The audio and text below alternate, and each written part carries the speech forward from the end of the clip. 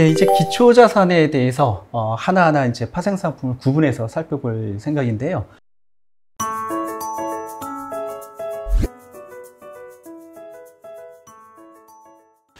기초자산이라는 게 파생상품의 거래 대상이 되는 거죠. 네, 맞습니다. 예, 우선 주식과 관련된 파생상품을 좀 알아볼까 합니다. 이게 거래소에서 거래되고 있는 코스피 200 선물옵션, 그러니까 주식 선물옵션 같은 게 다 주식 파생상품이라고 하는데, 근데 코스피 200 선물의 기초자산은 현물인 코스피 200인 거죠.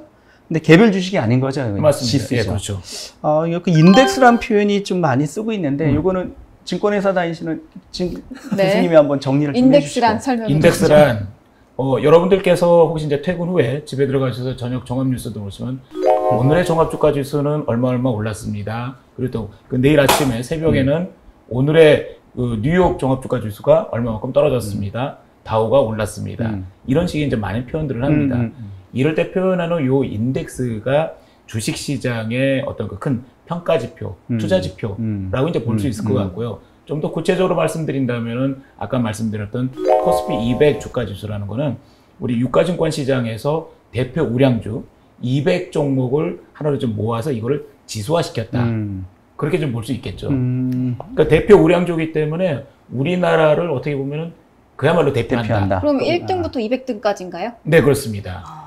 1등서부터 200등까지는 어떤 기준에 의해요? 좀 더 구체적으로 말씀드린다면 이제 먼저 시가총액. 그러니까 이제 이 주식이 발행된 주식과 그거의 가결 곱한 게 시가총액인데 시가총액 순으로 쭉 일단 좀 나열을 해보고 그 중에서 거래가 안 되는 것들이 좀 몇 개 있을 거 아닙니까? 그럼 거래 안 되는 것들은 좀 제외를 하고 밑에 있는 걸 채워놓고 이런 식으로 해서 우리나라의 좀 명실상부한 대표 주가 지수. 뭐 코스피 유가증권 시장에는 코스피 200, 그 다음에 코스닥 시장에는 코스닥 150 이런 식으로 어떤 대표 종목들을 설명해주는 한 어떤 대표적인 지표다 이렇게 볼 수 있겠습니다. 그러니까 시가총액 순으로 이렇게 나열을 그러니까 순서를 매겨갖고 200종목까지. 네, 그렇습니다. 그러니까 대표할 만한 그 종목들은 다 들어갔다고. 네네, 그런 거죠. 근데 여기서 좀 궁금한 것 중에 하나가 우리가 유가 선물할 때, 그러니까 우리 유가 선물 롱 포지션을 취한 투자자는 만기 때 유가를 받고 돈을 주는 거잖아요. 네네. 근데 이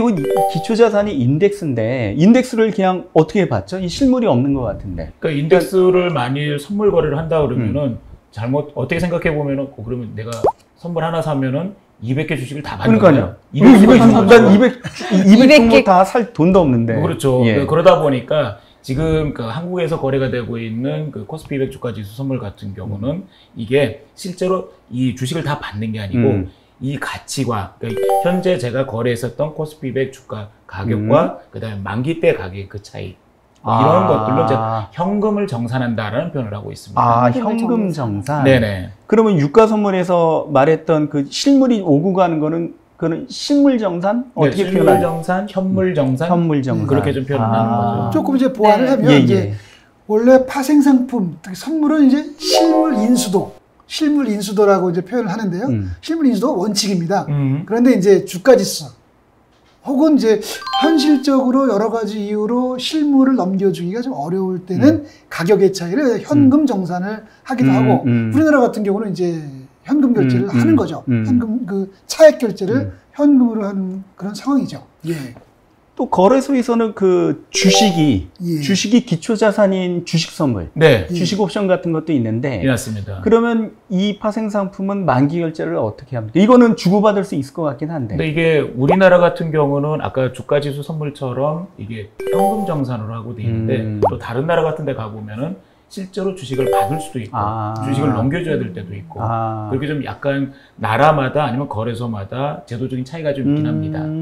그러니까 인덱스와 관련된 거는 현금 정산이 어느 나라나 다 현금 정산을 할 수밖에 없는 건데 주식 선물 같은 경우는 나라마다 약간 좀 제도는 다르다. 다만 우리나라는 현금 정산을 지금 원칙을 하고 있다. 그렇게 볼 수가 있군요. 그러니까 보면은 우리나라 코스피 200 같은 경우는 우리나라 이제 대표를 해주고 있는 것 때문에 여러분들이 잘 알고 계시는 이제 우리나라 대표적인 기업들이 몇 개 있지 않습니까? 이런 기업들을 사는 거하고 코스피 200 주가지수 선물을 제가 매수하는 거하고 어떻게 보면 우리나라 한국 주식시장을 제가 산다. 아니면 한국 주식시장이 좀 현재 앞으로 좀 뭔가 좀 불안정한 흐름이 나타난다 그러면은 주가지수 선물을 제가 매도를 한다. 라는 거 좀 비슷할 수 있을 거죠. 아니면 제가 들고 있는 대표적인 종목들을 제가 만약 주식을 갖고 있다면 대표 종목들을 판다 아니면 그들 종목에 대한 주식 선물을 매도를 한다. 이런 것들도 하나의 방법이 될 것 같습니다. 그러니까 주식 선물 같은 경우는 좀 장점이 있을 게 제가 지금 생각이 드는 게 파생상품 선물 같은 경우는 매도를 할 수가 있잖아요. 맞습니다. 근데 우리 주식 거래하는 사람은 그 주가가 떨어질 것 같을 때 공매도 같은 거 쉽지가 않지 않습니까? 그렇죠. 이거 그럴 때는 활용이 되게 좋겠네요. 그렇죠. 이제 선물의 가장 중요한 특징이 가격 상승에만 투자하는 것이 아니라 하락에 투자할 수 있기 때문에 예를 들어서 이제 우리 전 교수께서 얘기하셨듯이 시장이 상승할 것 같아요. 그럼 주식을 살 수도 있고 인덱스를 살 수도 있고 인덱스라는 건 인덱스 펀드를 살 수도 있고 선물을 살 수도 있죠. 근데 하락할 것 같아. 그럼 물론 이제 인버스라는 펀드도 있으나 파생상품이 선물을 이용하면 조금 더 간편하게 할 수 있고요. 특히 개별 종목 같은 경우는 이제 하락에 대한 투자가 사실상 선물로 제한된다 이렇게 우리가 볼 수가 있는 거죠. 근데 코스피 지수 같은 경우는 우리가 전체적으로 우상향한다고 생각을 하잖아요. 네네네. 그러면은 얘도 웬만해서는 상향하는 건가요?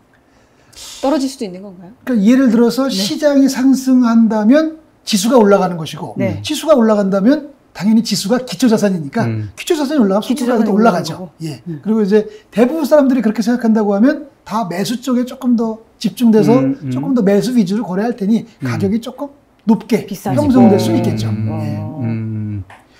그 공매도와 관련되어 한번 또 말씀드리고 싶은 거는 공매도 같은 경우는 여하튼 시장에서 안정장치 같은 거 막 할 때 좀 제약이 많잖아요. 그렇죠. 주식 선물 같은 것도 뭐 공매도, 그러니까 매도의 제약 같은 게 있나요?